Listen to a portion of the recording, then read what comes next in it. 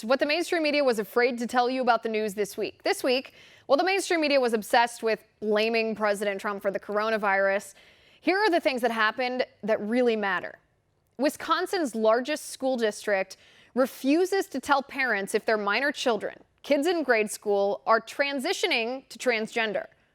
That's right, this school district actively pushes the transgender ideology on kids as young as preschoolers, promoting children's books like I Am Jazz, which is about a transgender kid, and encouraging teachers to teach about all genders, despite research from Brown University that found a contagion effect for young kids who think they're transgender after being exposed to trans ideology. And now the school district refuses to allow the parents to see the school records of their own children. But did the mainstream media report on this story? Nope. The mainstream media was silent. The New York Times published fake news from an intelligence community leaker intended, of course, to hurt President Trump.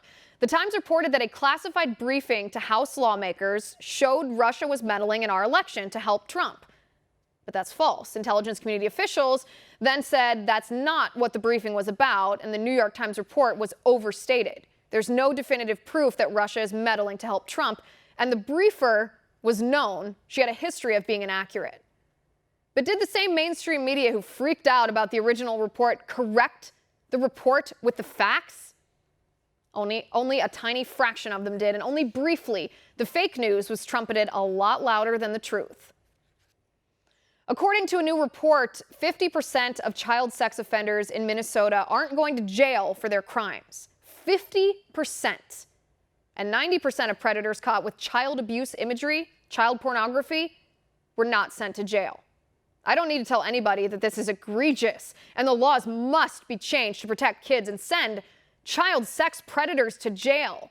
But did the mainstream media report on this? No. The mainstream media has not said a word.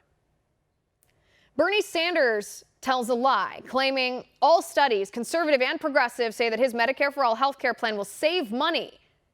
That's just not true. First of all, it's just one study that claims Bernie's health care plan will save money, and that one study was written by a woman who was a former advisor to Bernie, who helped him create Medicare for All. And it's just one study. The rest of the studies from the Urban Institute, the Rand Corporation, Emory University, and the Mercatus Center at George Mason University all conclude that Medicare for All will increase costs to consumers. You and me will pay more, and that Bernie Sanders does not have enough tax revenue, even with his tax hikes, to pay for this plan. But did the mainstream media fact-check Bernie's lie about Medicare for All? No, the mainstream media won't say a word against him.